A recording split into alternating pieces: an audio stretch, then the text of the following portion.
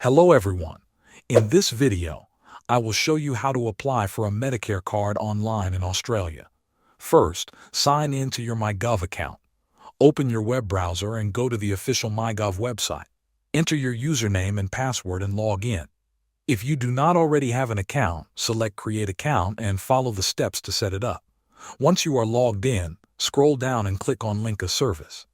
This section allows you to connect government services to your MyGov account. Find Medicare in the list of services. Select Medicare and then click Link. Follow the instructions on the screen to link Medicare to your account. After linking Medicare, select Enroll in Medicare. This will start your application.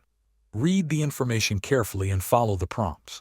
You will need to enter your personal details, including your full name, date of birth, and contact information. Next, upload your documents.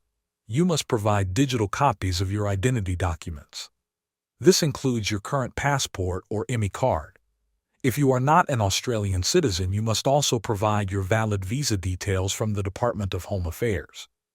You will also need proof that you live in Australia. This can be a rental agreement or an employment contract. When everything is correct, submit your form. You will receive updates through your MyGov account.